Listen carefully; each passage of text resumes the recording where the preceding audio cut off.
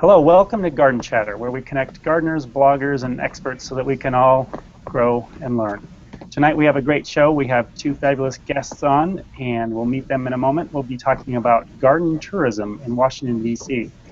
And I am happy that my co-host, Bren, is able to make it. She was traveling today, and there's a little bit of question whether she was going to make it to her hotel room and get all set up. So Bren's going to show us how you can join the conversation live so you can contribute, and then she'll introduce our guests. So Bren. Awesome. Well, first of all, I'm very thankful to be here. We had some engine issues up in Detroit on my airplane. So I'm happy to see you guys.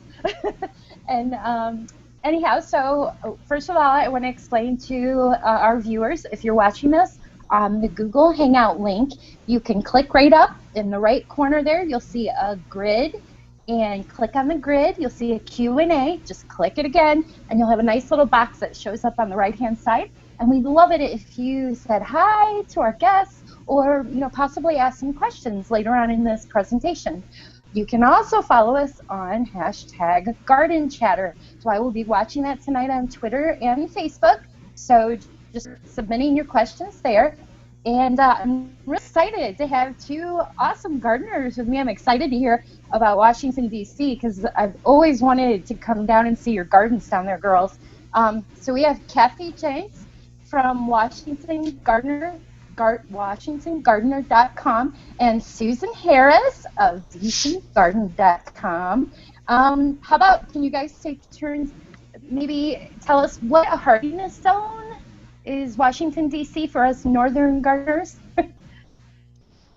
So it's zone 7 mainly, with a touch of zone 8. That's usually Capitol Hill, Georgetown, and the Alexandria waterfront. And then in the farther counties and mountains, which mountain, for those in the west, is basically a hill. Some of them would be zone 6, depending on what side of the hill you are. Now, Kathy, you mentioned that there was a record low last night. Do you think that's going to be doing some pretty major damage to some of the gardens, or? I think after last winter and this winter, those of us who consider ourselves zone pushers or who are trying out different tropicals that might be zone 8, 9, definitely learned some lessons. So maybe the damage was already done last year. So yeah, last winter was pretty harsh. That it went down into the freezing zone and just stayed there, and that harmed our figs, our camellias, and some of the other borderline plants that for the last, I guess, 2 decades we've been pretty complacent about. So we're going to be talking about your garden tourism in Washington, D.C., and the website that you're setting up. I thought maybe before we jump into that, could you just tell us a little bit about yourselves and how did you come about getting to this point where you're going to be setting up this website? Susan, do you want to go ahead and tell a little bit about what you're up to? Sure. I was a volunteer in the gardens, and I went to they brought this speaker, this expert in garden tourism, down to talk to us, Richard Benfield from Connecticut, and the Smithsonian did. And after we were brainstorming and all complaining about how our gardens are just so under marketed and basically unknown to locals and visitors alike. And so this idea just sprang forth for after that Smithsonian talk. And so I started photographing a bunch of the gardens every month. We decided that that if we did it by month, people could see that even after spring, that our gardens are. In fact, a lot of people prefer the gardens in the late summer and the fall. So we're collecting our photos by month, and then we thought that would be the most helpful for visitors. How about you, Kathy? What sort of brought you along to the road where you are now taking this on? Well, like Susan, I attended the same talk and was inspired by Richard Benfield's descriptions of public gardens and how a lot of our public is not taking advantage of them. But also in the magazine I edit, Washington Gardener, every issue we do a day trip article which focuses on a different local public garden, and it's amazing how many people have said to me after one of those articles that I never knew that garden existed, and to me it's something I've been to, you know, several times a year all the time. So I'm just shocked that even the most diehard gardeners who've lived in the area for decades still don't know about these gardens. So what's kind of the goal with your Washington D.C. Gardens website that you're setting up? Can you kind of outline what some of the things you're going to have on there and what people can find there? Well, it's called dcgardens.com, and what the focus is collecting photos of all the gardens by month, and then there are pages for each garden. So if you went to like the Botanic Garden, you could see what it looked like every month of the season, and what else. And then we decided that for our local people, we wanted the website to also be a hub of very useful information, like where to learn to garden, both online and in person, or how to find a native plant society or a garden club, or even how to find plants, how to find a garden designer. So we're hoping, and then a calendar of major events. So we're hoping that it'll also draw a lot of people who live in this area to the website, and it actually is then a service to local gardeners. Oh, and then I should say, and then starting next month, there will be an e-blast or like a MailChimp type newsletter going out to people who subscribe, and it'll say, okay, here's the major garden events next month in our area, and here's what the gardens are going to look like. So just very simple with the focus on potential visitors. So even people who live here, they're looking for a nice day out with the family, or their mother's coming to visit. So they would have a reference to see what to do that might be nice for visitors. That sounds great. Kathy, did you want to? Oh, Brian, did you want to add? This is pretty cool. I'm trying to. So I've visited both your websites before, of course. I love the gardens you're sharing, and I think you're doing an awesome thing, because I know in my area it's really hard to find gardens, public and private, even public ones. I mean, I don't know. So, I mean, how do you go about? I mean, how do you find all these gardens? You know what I mean? I mean, do you just, you know, walking the streets, or you know, how do you do it? That sounds funny. Do you put posters up or something, or, you know, because not everybody attends garden clubs and things like that. You know, so how would people find you, or give us an idea how we could do this in our area? Well, it's funny you should ask, because I wrote about this recently on gardenrant.com, which is a blog. And so many people commented on the blog, or also in individual emails to me, to ask that very question, Brent, is how can we get this in our area? So actually, so if you go on the website, and at the top, if you click on the About link, one of the pages there is called Other Cities. And so what we're trying to do, because we really want to help other areas, states, cities, or regions, do what we're doing, or whatever works best for them. So you can see there a lot of different tips and how other regions and cities are doing it and how they're financing it. And so hopefully we'll get more and more information up there. And also the American Public Garden Association is helping to compile this information. So it might be, in fact, I'm encouraging that areas, maybe the simplest thing to do is for a garden, let's say a garden blogger in a region might initiate something like this, and then get funding for it from their tourism board, or whatever. There are various sources of funding. But a garden blogger or some garden photographers could initiate this, and hopefully actually get paid to do it. And it's a very cost-efficient media campaign. And I do hope that other areas will get on board and hire some people like Kathy Jensen and or the equivalent where they are to help make it happen. Very cool. Yeah, and I just wanted to mention that on the event page, Jan Johnson had mentioned that she's doing this in New York, in her county, and that she is working with the county tourism director and developing a brochure aimed at garden tourism. So just wanted to pop that in there because she had mentioned that. So Kathy, what is? Oh, go ahead. Adam, I just have to know, I mean, just between us.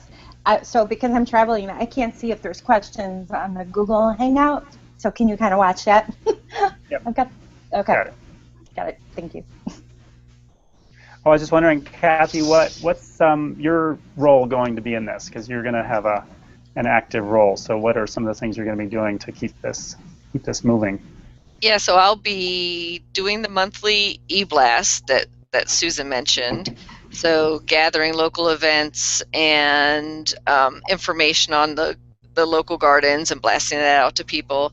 And beyond that, we wanted to go not just online, but to reach offline as well. So I'll be at local gardening events like the Leesburg Flower and Garden Festival and have brochures for our local public gardens and information to hand out. And I'm even thinking of doing some meetups or tweetups. So having those, like say once a month or every 2 weeks. And I could just say, local gardeners, let's meet up at the U.S. Botanic Garden to look at their orchids, bring your cameras, and we could do a live tweet from that. So I thought that would be a lot of fun. Something free and easy, no pressure, nobody has to sign up in advance. Who shows up is who shows up, and I think we'll actually get a really good crowd. Okay, so if people want to follow that and find out more information about that, what's the easiest way? Like, is the website, or are you using the hashtag, or? Yeah, I think the dcgarden.com website, dcgardens.com, would be the best, and to sign up for the e-blast, because all those events and everything will be mentioned in the e-blast. I do use the hashtag GardenDC, so they'll want to follow that hashtag as well for information on upcoming events and live gatherings. You guys you should do like a special like Instagram thing for your cherry blossoms are coming. Mm-hmm. Maybe do like some little, teasers, like here comes, and show a bloom start, Yeah, there's the Cherry Blossom Festival does a really good job of publicizing that coming out, and to the extent that anything that's in bloom in the city during those 2 weeks at the end of March, beginning of April, people will say, look at those gorgeous cherry blossoms. And I'm like, that's a saucer magnolia. That's an apricot. So, that would be me. Yeah. but all publicity is good publicity, I would say. But yeah, it does center it beyond those 2 weeks of gorgeous blooms. There's tons to see in the Washington, D.C. area, so that's the message we want to get out to people. And there used to be, and I'd like to revive, there was a crabapple festival in the city, so crabapple blossom festival, and the U.S. National Arboretum, who is involved with breeding tons of the crepe myrtles that we have throughout all our southern gardens, has been wanting to start a crepe myrtle festival in July every year. So I think that's something that we could really help facilitate and get people excited about as well. And I mean, what else are you going to do on a hot, humid July, August day as a tourist in DC, but hide inside museums, come out and see the crepe myrtles, and also the water lily festival that takes place every year at Kenilworth Aquatic Gardens, which is part of a national park, actually, on the Anacostia River. And it's free and open to everybody, but even people in DC don't know about the water lily festival. Really? Well, and I'd like to add a couple of things that are different here. One is that we're so lucky that we have all these large gardens that are absolutely free to get in. I'm sure you've all been to gardens in cities that cost $20, $25 to get in. So we're so lucky that ours are free. But they also don't have budgeting much of or any marketing budget. So it's hard. That's part of why people don't know they're there. And the other thing is, because this is Washington, of course, we're subject to the whims of funding. And one of the things that we'd like to happen with this, the DC Gardens campaign, is to bring a little more love and attention to our almost like 450 acres in DC is taken up by this wonderful National Arboretum that has now been closed 3 days a week since Congress cut back their funding in October of 2013 in the sequester. I don't even know what a sequester is, but it has really cut back on visitorship at this wonderful place, especially by school gardens. So we're like rallying to support. So some of our branding will be like, you know, Occupy DC Gardens, and a little bit of an activist thing, you know, rallying to their support. Right, Kathy? Kathy even suggested we have a meetup called Occupy DC Gardens. I like that. Yeah, it's really disappointing about the U.S. National Arboretum being closed for the bulk of the week. It's not like our plants and flowers bloom only on Friday, Saturday, and Sunday. So you could have some great things that you miss in those 3 or 4 days. And of course, we have lots of tourists coming in from Japan and Europe and all over the world, and they're coming to the gates of the Arboretum and finding them closed. And they have a beautiful bonsai collection that's world renowned, and that's really disappointing when you book a group to come to the city that you weren't able to visit it. So we definitely want to knock those doors back open again. Right. And I was just talking today with this organization that markets DC, Maryland, and Virginia to the international visitors, and they're real excited to have garden images, because can you imagine how many British tourists might just like to visit some of these fabulous gardens? And then in Asia, there are several countries that where bonsai is very, very popular. So we hope to, especially those audiences that are already excited about gardening, to let them know what we have here.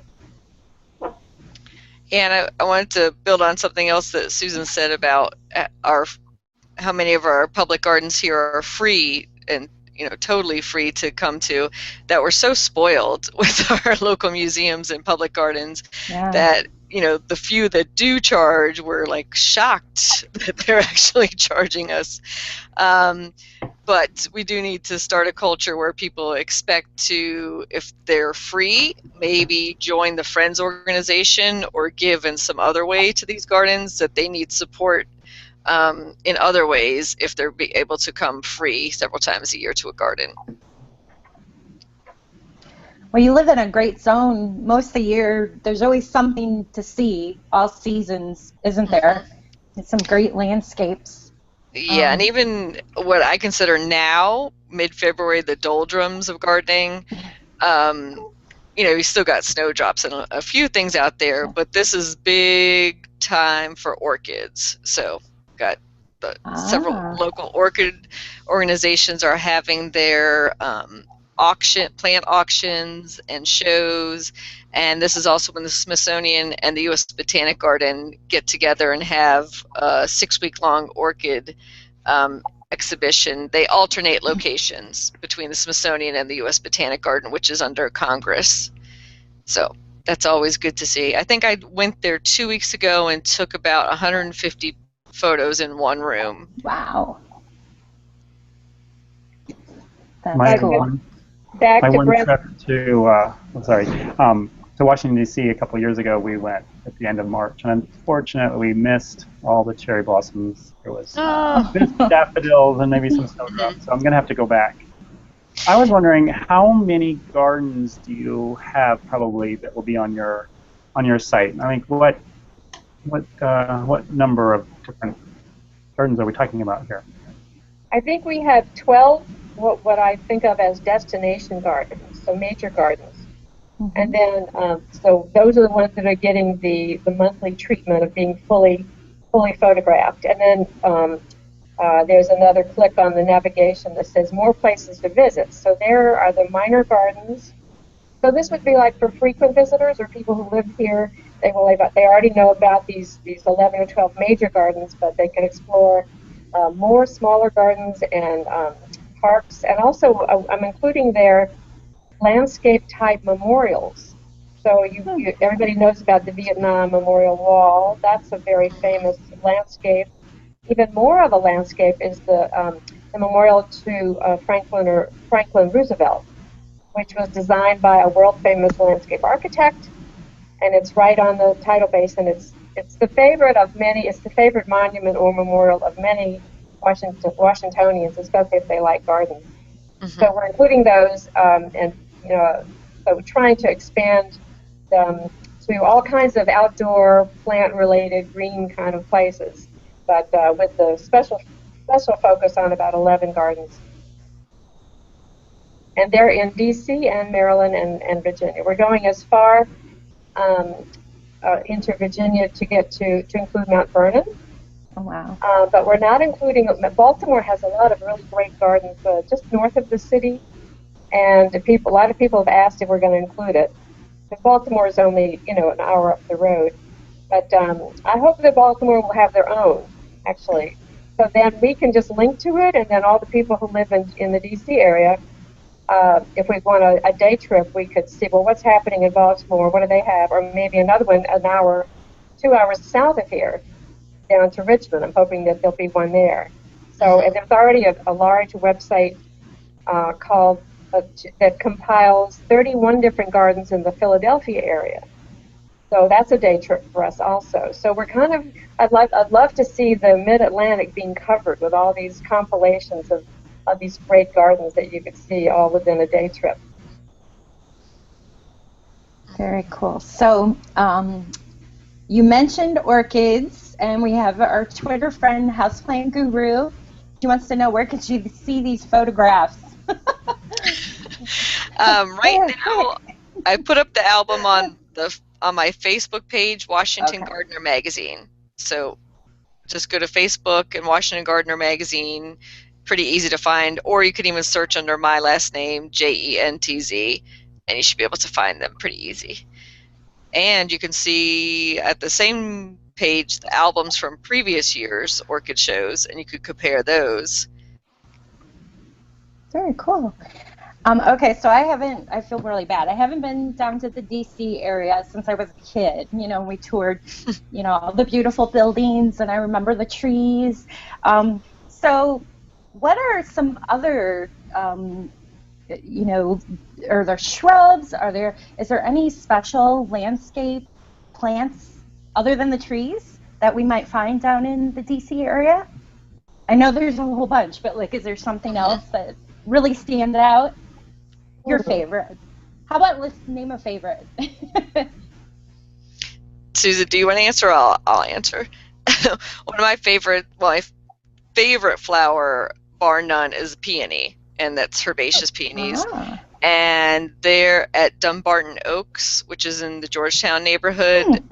Dumbarton Oaks has a fabulous cutting garden, which I didn't even know after several visits, because I'd never been at the right time of year in the garden, has a huge hedge of peonies in the cutting garden.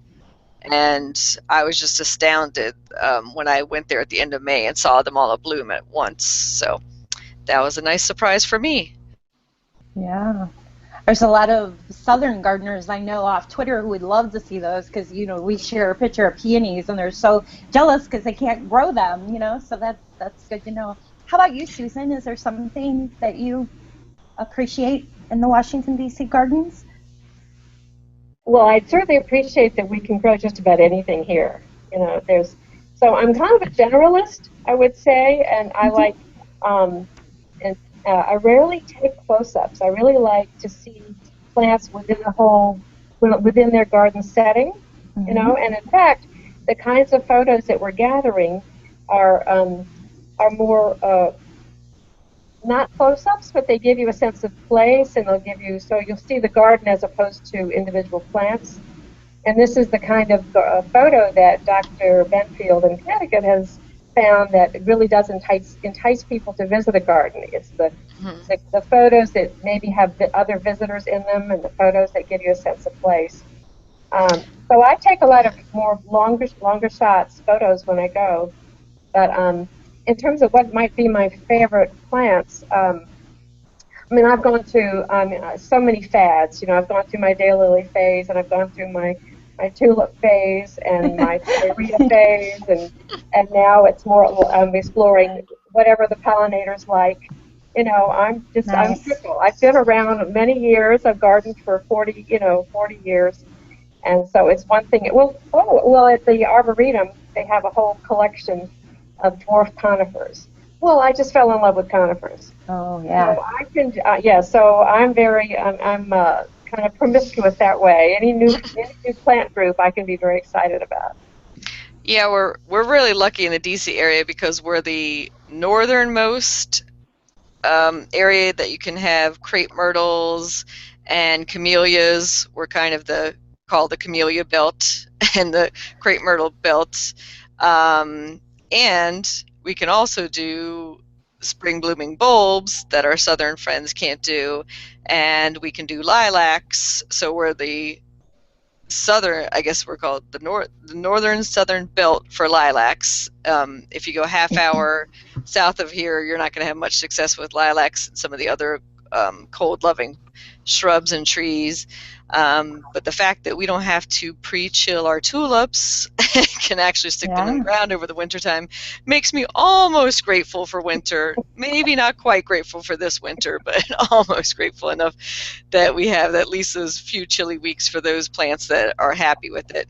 And I will say, after last winter's horrible, harsh length, we had one of the most beautiful springs, and I would say our flowering shrubs did better than I've ever seen them in 10 years.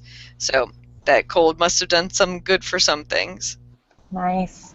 I'm curious. I'm a big foodie. I love vegetables in the garden, and I love restaurants that have gardens. Are you seeing that as a trend down in the DC area? Yeah. Yes. I can think of a couple, that they either have, I mean, of course, land is very expensive here, but I know one that has a downtown with a little courtyard garden, and there's more and more rooftop gardens.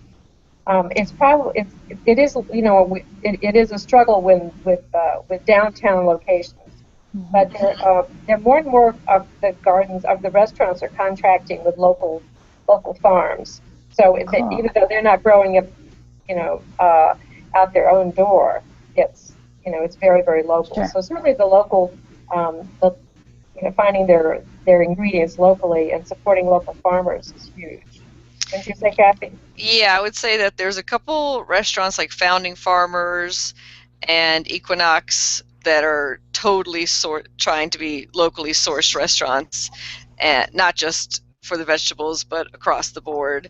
And then there is the fact that the farmers markets have sprung up all over DC in the last 10 years, so that if you want to meet your favorite chef, I have a little tip for you, and that's the Thursday evening Pennsylvania Avenue. It's kind of like between 8th and H Street on Penn Avenue near Gallery Place, and it's a 5 to 8 farmers market on Thursday nights during the growing season.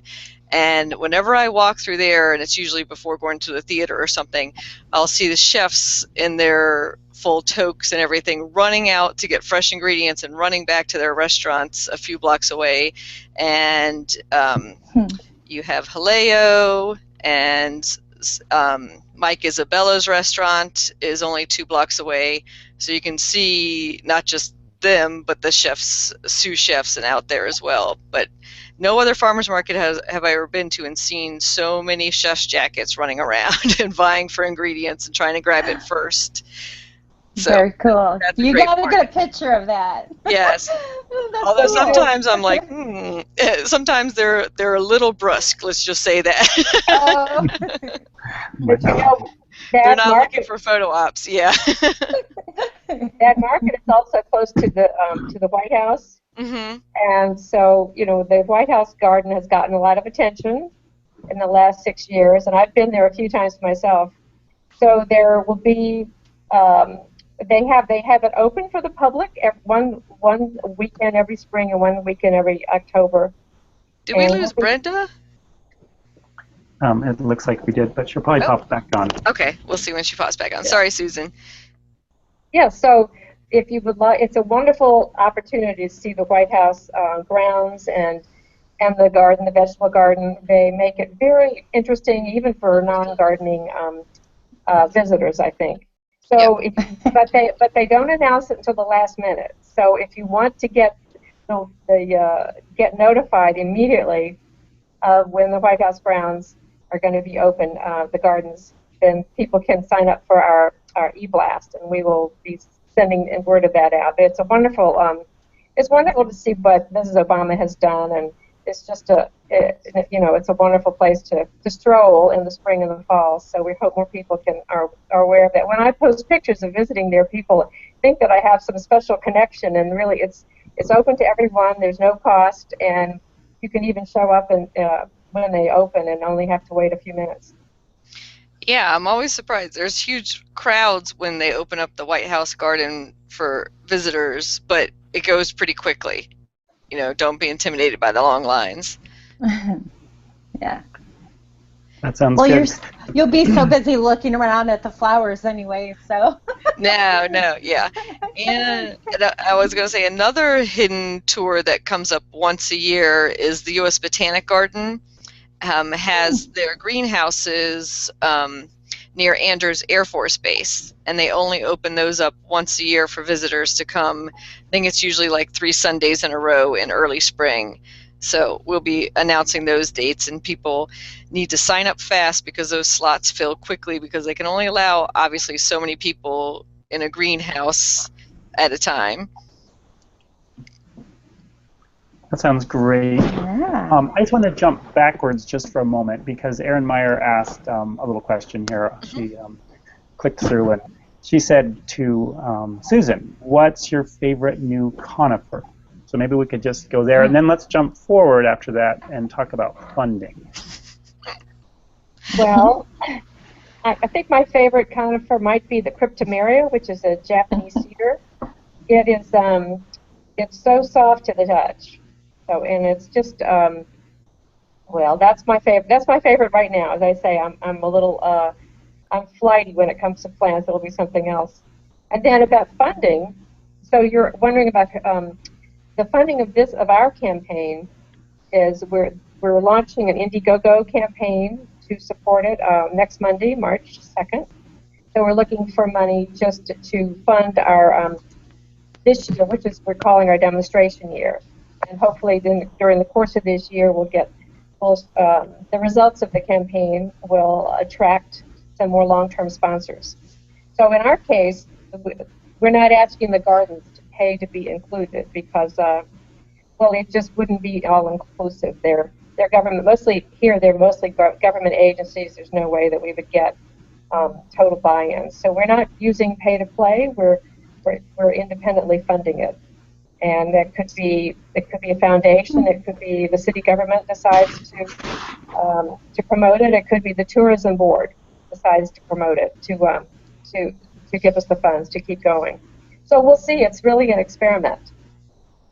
But other places I know, like in Philadelphia, their garden promotion campaign is funded completely by the gardens themselves. But that just wouldn't work here. We had a comment from Teresa Spate, I think that's how you pronounce your last name. And so she said, how would one contribute to this effort financially? And then she had one other question or comment here. Would this be something that could also be embraced by the DC Historic Society, as most of these gardens have been around for quite some time and are part of the woodwork of the city? Oh, very good point. Well, we'll have to contact them. Yeah, that's a very good point. And then what was the other question? Oh, so if we wanted to contribute, of course. How would we find that? So as of Monday, March 2nd, our Indiegogo crowdsourcing campaign will be right there on the homepage. We'll embed the campaign right there. And so the campaign will run, I think, 45 days, so throughout all of March and into April. So we'll see. It's a little exciting, this Kickstarter type campaigns. They seem like, just easy money, but they really are a whole lot of work. So we'll be busy.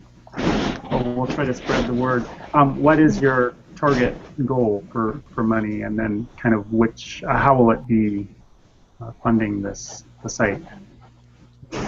Well, we're looking. Our goal is 25,000, most of which would go to for the all the e-blast, and so just the communications part of it is what it would be funding, and also some web work and some web design and also graphic design. And then, but for the following year, we'd love to raise up to 50. I think we could very well use up to $50,000 very well. So who knows? We're thinking. We don't know what to expect, but we have lots of ideas. Yeah, and as far as printed materials, that would depend on how much money we could raise. So we could obviously do simple postcards or brochures to give out at events and garden clubs to hand out amongst them. But obviously that would depend on the budget and how much money comes in. Right. Go ahead. Funding source I wanted to mention is that some horticulture societies have expressed an interest. So this might be something that for example, I'm talking to the Connecticut Horticulture Society. So it could be something that various nonprofits like that might be interested in funding. So that's why I think it would be fun to collect information about what's going on all over the country, because there might be a lot of different models from which to choose. Did you have any recommendations for someone that wanted to start developing a similar directory in their own area? Any thoughts on helpful hints or anything? Well, go to the website, dcgardens.com, click on About at the top, and there's a whole page there called Other Cities, where we're trying to collect all these hints and tips, and here's the experience, and showing all the different websites. And some of the campaigns also include advertising, so clearly in some cases a lot more money is involved than just digital assets. Yeah. So we'll see. I do hope that people let us know what they've tried, and we can keep adding to that body of knowledge. But there's a garden also being disseminated at this International Garden Tourism Conference, which is going on next month in Toronto. So the word about is getting around that promoting gardens is certainly financially worthwhile for cities. Yeah, I think absolutely is. I was wondering, maybe before we wrap up for the evening here, let's say it's May or June or whichever is your favorite month. What would be your favorite garden to go to in Washington, D.C.? What are your personal, number one? I know there's probably different things that bring you to different ones, but any top favorite? Well, for me, if you go to the dcgardens.com website, the photo at the top is of these columns. They're called the Capitol columns. They're at the top of a gorgeous meadow at the National Arboretum, and I was waiting all year for the Amsonia that are there and the asters to finally the asters to bloom, purple asters. I mean, it's a huge meadow that in front of these Capitol columns. And then the most outstanding plant is the Amsonia hubrectii, which in the fall becomes bright orange. And so I took that picture. I remember I posted one just with my iPhone, and people they couldn't believe it. It was just so stunning. So that's my favorite spot, and that's in the late October. What about you, Kathy? I think my favorite, it's like choosing among your children. I think my favorite would be the Franciscan Monastery, which is adjacent to Catholic University. It's like the next hill over, and it's very special at 3 different times a year, so definitely returning trips. But they always have a huge bulb blooming timing around Easter. So they have tons of beds of different tulips and daffodils, color coordinated with the cool season annuals around them. So definitely go for the bulbs in springtime. And then they pull that all out, and out of their one tiny greenhouse in the back of their grounds, they have palm trees that they keep all winter long, and they plant everything out with tropical plants, so caladiums, cannas, the palm trees, and what they're trying to do is make it look like you're visiting the Holy Land. So this monastery is set up with replicas of all the holy sites in the Holy Land, so they want you to think you're coming to the Mediterranean, I guess, but you're in the middle of DC. So, and then of course they have gorgeous fall colors as well in their native garden, and a luminaria show around Christmas. That's always nice to see. Might not be blooming plants at that time, but there's beautiful lights and candle walk. So Franciscan Monastery is also completely open and free to anybody who wants to visit, so that's always nice and welcoming.